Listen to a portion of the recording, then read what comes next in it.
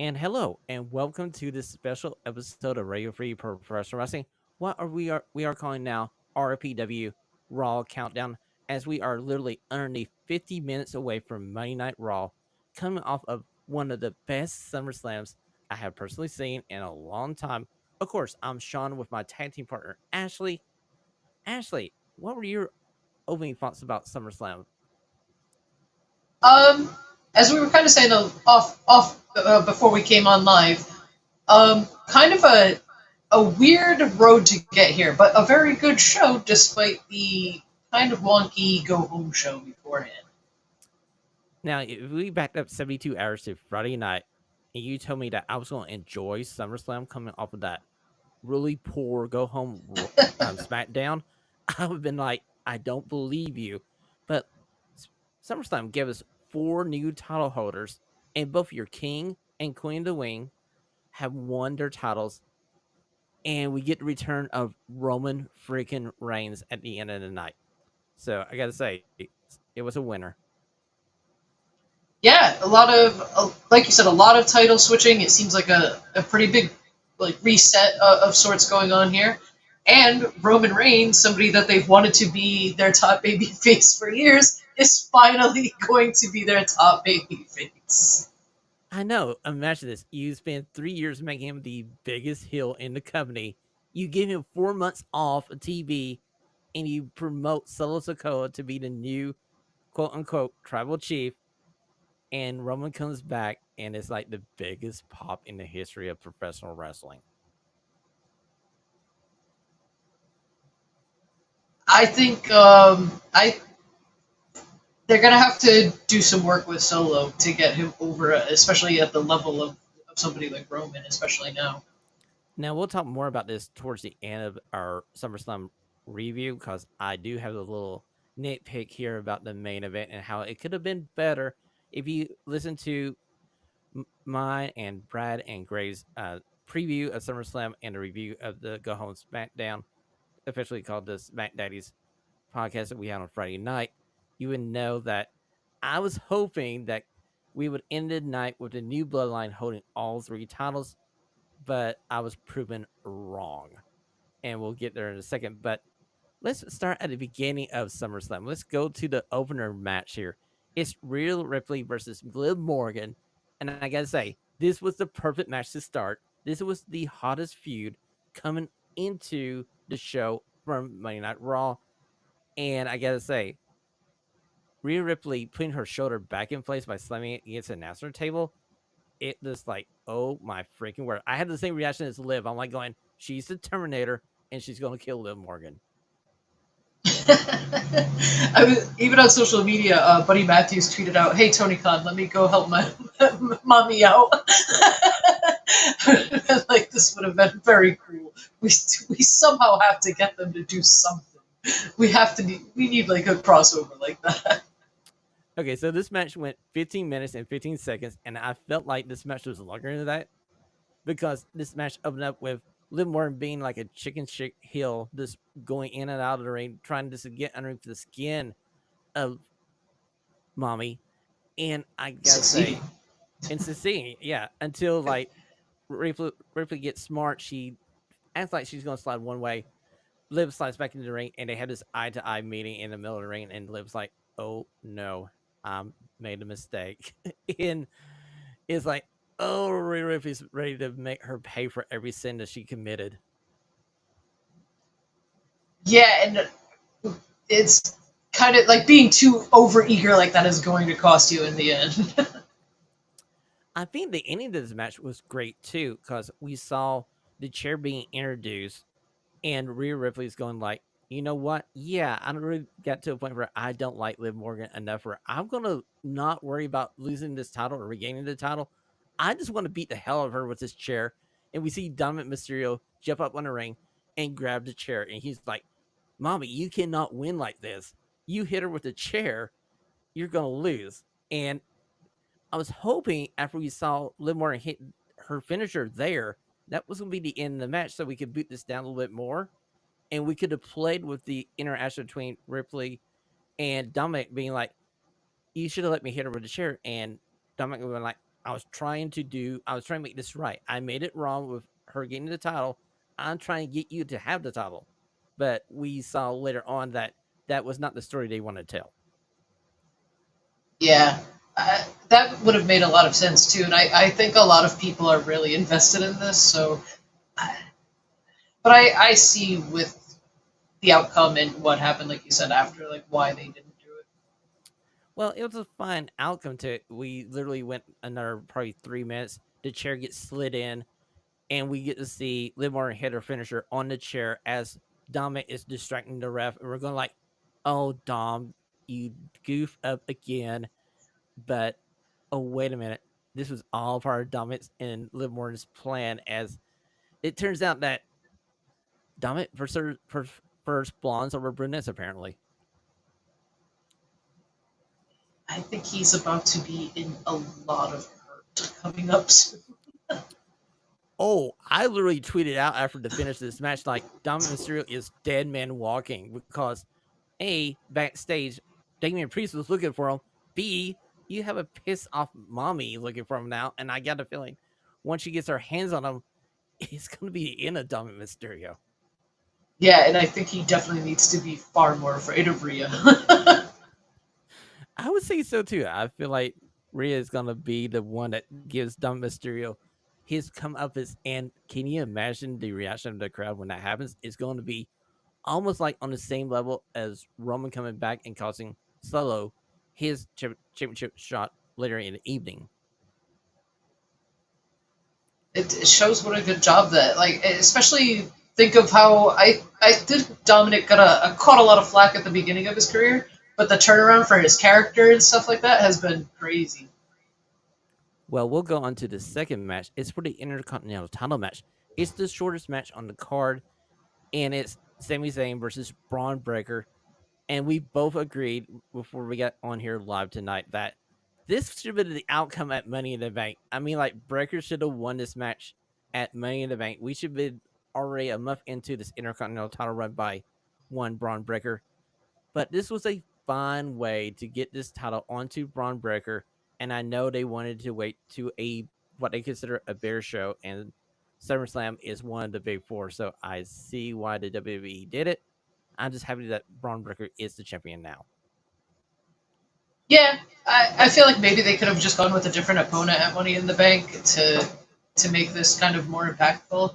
But um, like you said, it's a good reset, and Braun Breaker is a perfect choice for the Intercontinental Championship right now.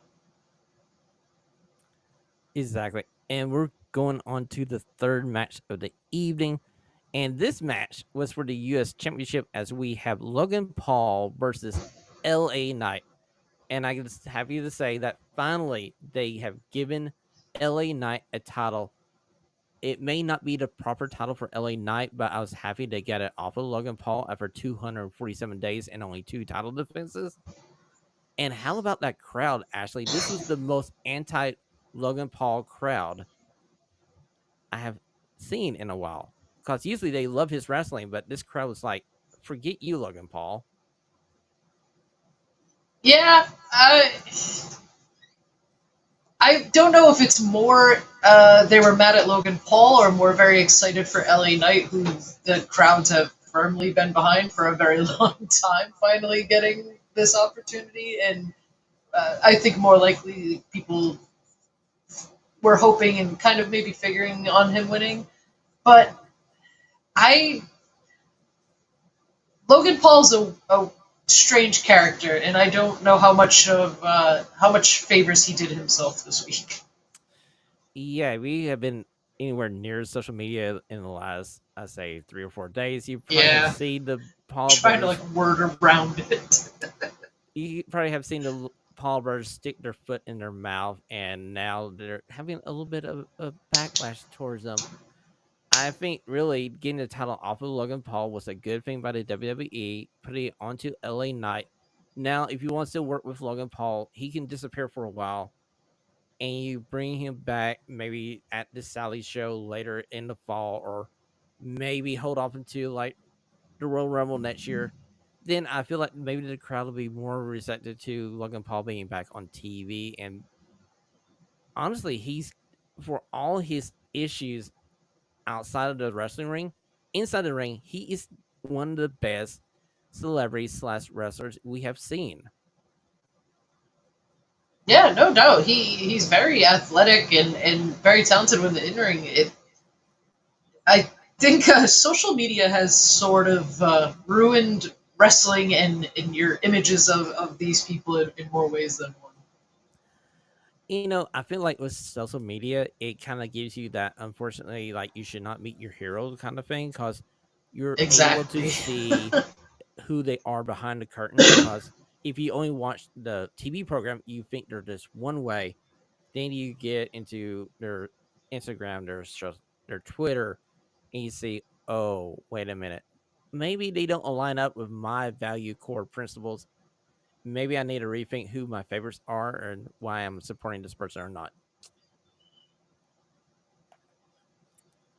So Very well said.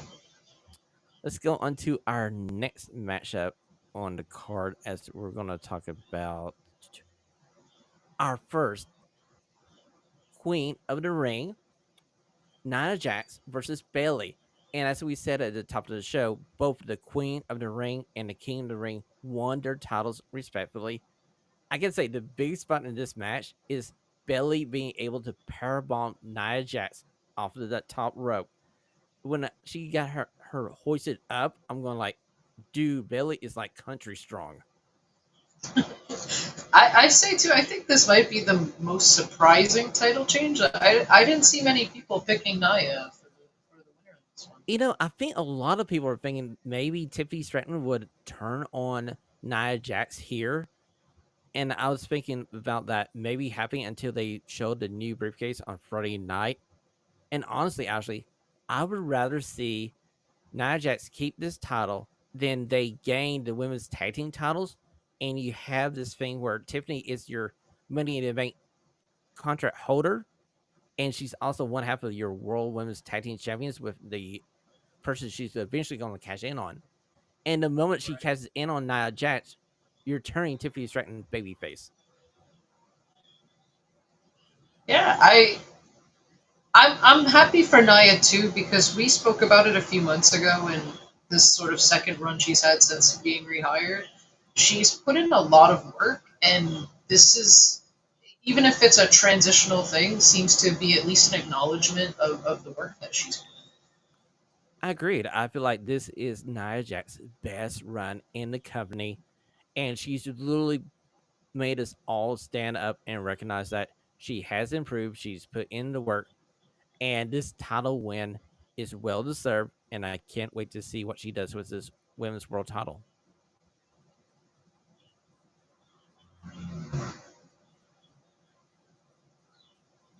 Okay, let's go to a match where I was kind of lukewarm on the outcome of the match. And it's going to be kind of surprising when you see the match I'm talking about, as we have the grudge match. It's CM Punk versus Drew McIntyre. Finally, Drew McIntyre gets a victory here, but it takes a little bit of an interference in CM Punk not being totally focused on beating Drew McIntyre to get Drew his victory here. What do you think about this match, Ashley? Kind of feel like you said, like I was more excited about it going into it than kind of coming out of it. I'm excited for the eventual Seth Rollins, maybe CM Punk stuff. I feel like the ending of this match. I feel like the bracelet stuff wasn't really needed. I understand it, but these guys were just. It was just a pure grudge match, and it became something that I was kind of like, I don't know if I needed this extra element. Well, honestly, if you go back to Friday night with me, Brad, and Greg, I feel like me and Greg had a better way to get out of this match. We were looking at it going like, Seth Rollins dislikes both these people. Why not have Seth Rollins lay both these gentlemen out? He's the official referee of this match. He can lay them out, give a 10 count, and just walk away. And now you boot this down to Bastion of Berlin, and you can have a triple threat between Seth Rollins, CM Punk, and Drew McIntyre. And eventually you give Drew McIntyre a strong victory over CM Punk. But I don't think Drew McIntyre got what he needed from this victory over CM Punk. No, agreed. And I feel like again, I feel like that was a general consensus thing because even seeing like the reviews as it was going on and stuff as I was like scrolling along, everyone was kind of like that kind of felt very anticlimactic for this like like these were the words these guys were having. Even the stuff with let alone the original Ring of Honor founder being at SmackDown the other night and those photos that came out and everything have been absolutely like CM Punk and him have been literally at each other's throats in a way that's crazy for kayfabe. That's So my question to you, Ashley, we're about a little bit over 30 minutes away from Monday Night Raw. What do you want to see the future of Drew McIntyre and CM Punk be? I personally want them to split off into two different feuds. I want CM Punk versus Seth Rollins, and maybe you spin Drew McIntyre off to Gunther, maybe for that match in Berlin. What do you think? I would like to see something like that. I feel like maybe I don't know if it would be best to keep them together or like you said, give them some space now because I think I think you do have to delve right into Punk versus Rollins though ASAP. I think you need to because one, we don't know how long CM Punk is going to be able to stay healthy enough to wrestle a match, and I feel like all the bells and whistles in this match we saw 48 hours ago at SummerSlam was due to the fact that CM Punk is not totally healthy, and they worked a match that CM Punk could do, and it may be why we didn't get that hot grudge match that we thought we were going to get coming into the show. That could explain it, and especially being his first match back, you know they want to take every precaution with him just coming back like that. Okay, we're moving on to the next match on the card, and it's for our WWE. It's for the World Heavyweight Championship. Damian Priest versus Gunther. I gotta say, this was my favorite match on the card when it came to a title being there.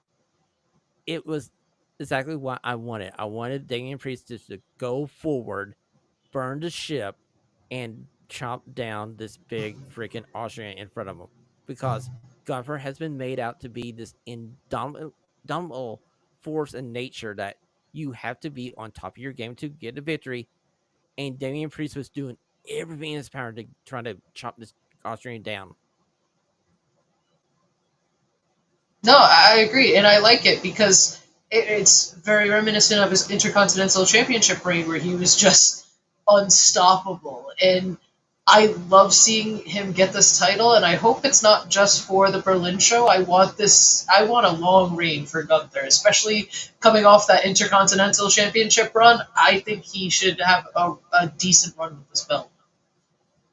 I think it's going to be a long run. I think we're going to be 6 to 9 months here with Gunther as your champion on Raw. He's going to be the center focus of everything that goes around on Monday nights.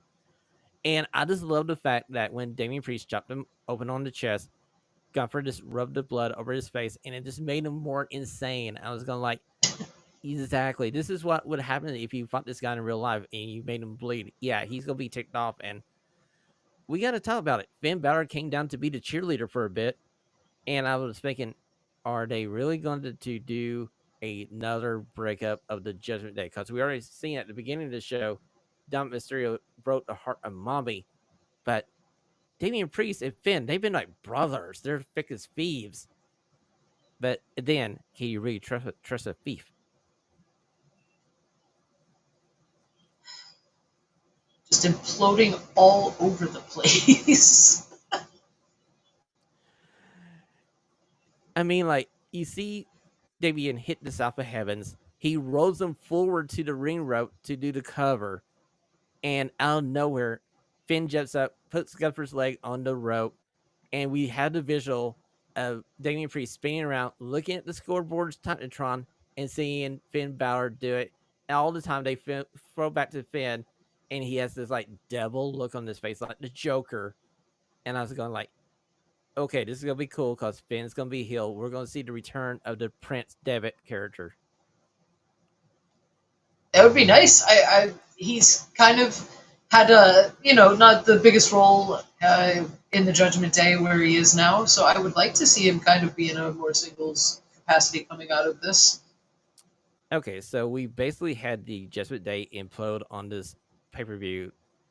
Ashlee, do Oh, you want to absolutely. see the Judgment Day 3.0 tonight on Monday Night Raw with Liv Morgan, Finn Balor, Dom Mysterio, and JD McDonough?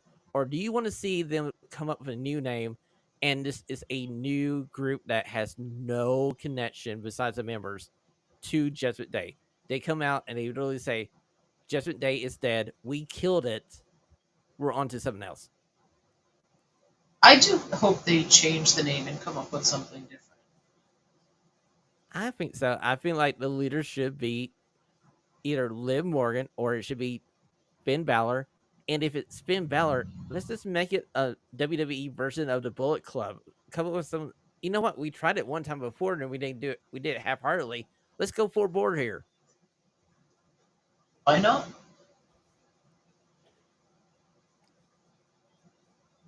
Okay, so we are down to the last match, and I gotta say, 72 hours ago, I was trying to convince the world that Solo Sikoa could be your future world champion here, and I was wrong because we had a Bloodlines match. And I gotta say, any other time we see the Bloodline say, I want a Bloodline match, I'm gonna go like, guys, you don't want that because you lost 2 in a row. Um, I didn't see Solo winning coming out of this match, but I felt like there was a glimmer, like we were kind of talking about when on Friday the Bloodline also won the tag team titles from DIY. I feel like it would have made a little more sense. But I understand why Solo is not the champion right now.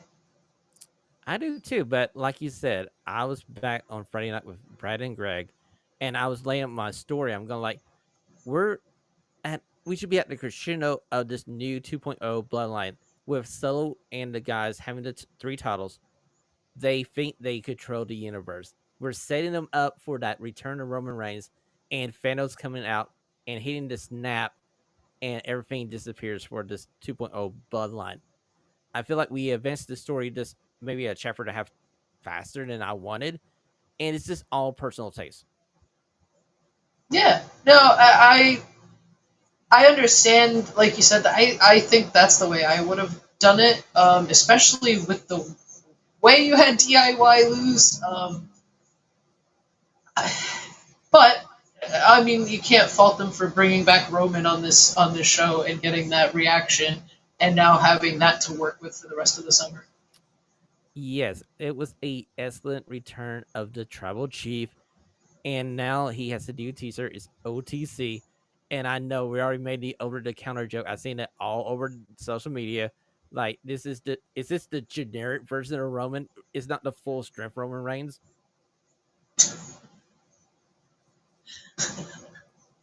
I mean, honestly, I know it's the original tribal chief, or like I like to say, the only tribal chief. But it was kind of an interesting way to do the t-shirt, I gotta say.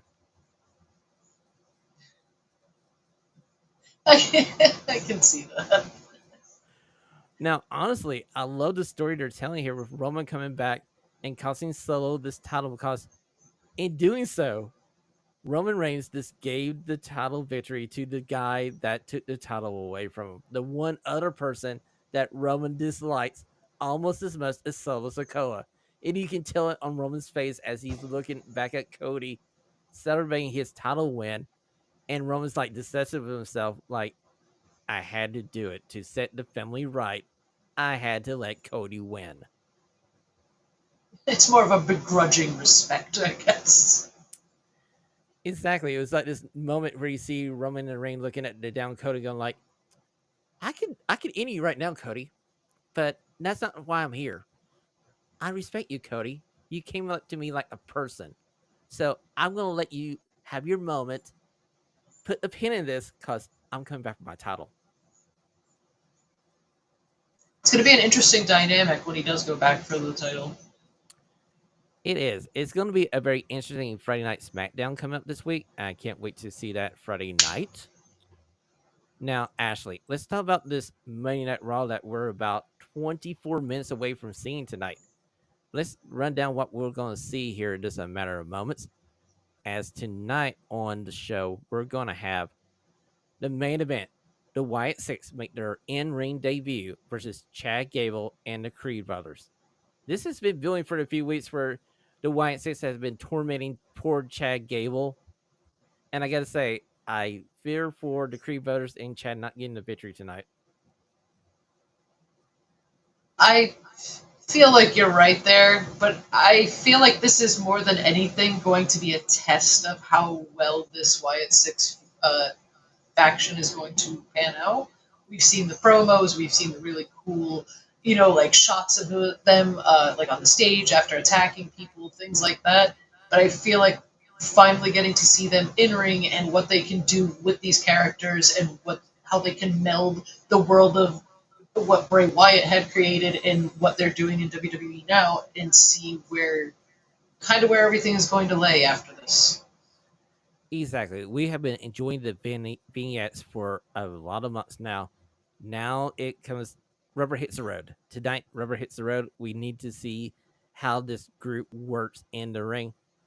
And I gotta say, putting them with the Creed brothers and Chad Gable is one good way to make this work, I do believe. Yeah, no, you can't go wrong with those opponents. Those Creed brothers are so good. We're also going to see Dakota Kai versus Sonya debut. And it's interesting, like 2 months ago, Damage Control was the main heel faction on Monday Night Raw for the females. Now we have Sonya debut with Zoe Starks making this a heel group with Shayna Baszler. And they flipped the Damage Control to like babyface. And I feel like we're just getting started with these 6 women and how you're going to see them interact as we go into the fall on Monday Night Raw. Yeah, it feels more along going with this kind of reset they've done with a lot of other characters. We've been talking a lot about resets, but we're getting the New Day versus AOP again. And please, dear God, let's make this the end of this feud. Sean's feud of the year. Oh, yeah, this is going to probably be my worst feud of 2024. Mark this date. This is August the 5th, 2024. And I'm pretty sure this is going to be my worst feud of the year. I'm hoping the Offers of Pain get the victory here because we're trying to build up the Last Testament as this imposing force. If they need to be an imposing force, they need some victories. Yeah, I I get that. Like, it's been going on for a long time, and it feels like, especially with somebody like the New Day, I'm not understanding why it's so stagnant.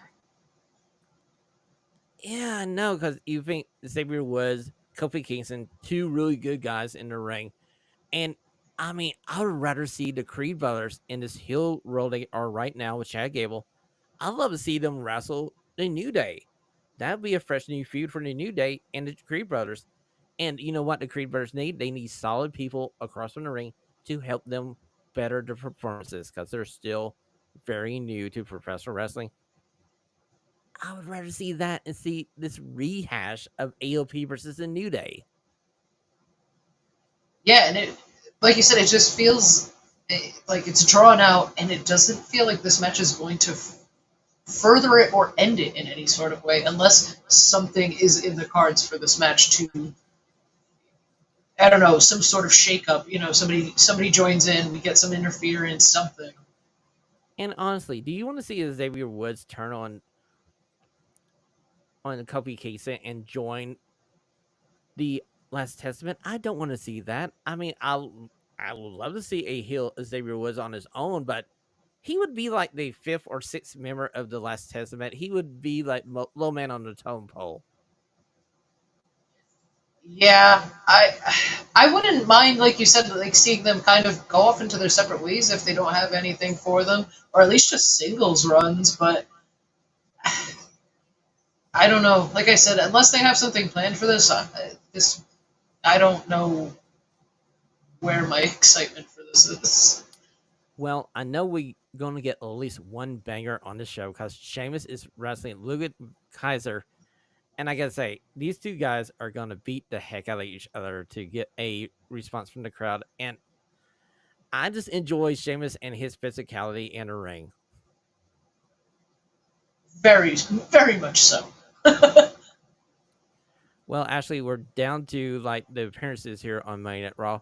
What do you think we're gonna learn from the new world champion Gunther? Are we gonna see who's gonna challenge him for Bastion Berlin for that title tonight? Or do you think they'll hold it off for a I week? I think we might get something. At least kind of a hint of something, whether they maybe have like a backstage kind of thing, or whether somebody straight up just interrupts him and is a little more forward. I do think we kind of at least get an idea of who the opponent is tonight. I got a feeling that we may see Finn Balor be the person that challenges Gunther next, and that's gonna be hopefully what leads us down the road. Because I don't think we bring Damian Priest back into this feud with Gunther yet, because he needs to take care of the business with Finn Balor turning on him. I feel like he needs to settle that feud first before we send a babyface Damian Priest into another match with Gunther. Yeah, agreed. I would like to give him some space and maybe even a victory or two after that big loss. And we're also going to see appearances by CM Punk and Drew McIntyre. We are already stated that we want to see these guys go two separate ways here. So fingers crossed, ladies and gentlemen. Ashlee, do you have any final thoughts before we head off to watch Monday Night Raw? Um, just that this should be interesting. Like I said, like we were talking about, like this big reset. SummerSlam seems to have been WWE turning like a new leaf. A lot of new champions, a lot of new faces being pushed to the top. So should be an interesting night. You know, I gotta say, I feel refreshed after watching SummerSlam. It may be the fact that I didn't watch the pre-show, but the 4 hours in front of me that Saturday night watching the wrestling in the ring was very entertaining, and I can't wait to see what happens tonight on Monday Night Raw. Now, we will be back Friday night to record Radio Free Professional Wrestling as we look back on a week in professional wrestling. We're just trying a new format here where on Monday nights we give you a preview of what's coming on Monday Night Raw and what we may like down the road in a week of wrestling. But Radio Free Professional Wrestling will be to you on Friday night if you want to watch us record it, and it'll be in your ears every Saturday morning when you wake up. So, Ashlee, tell the people where we can find you on the super information super highway. I'm usually on Twitter. It's at groovy underscore ash underscore. And attached there on my pinned are my socials for everywhere else: Instagram, Blue Sky, everything. And of course, you can follow the show on Twitter at RFP Radio Free PW. You can also go over to www.radiofreepw.com to catch up on the last episodes. Hey, come over to Facebook, type in Radio Free Pro Wrestling, join our community on Radio Free on Facebook at Radio Free Pro Wrestling. Ashlee, everybody, enjoy Monday Night Raw. We'll see you back here Friday night to catch you up on a week that was professional wrestling. Everybody, stay stunning.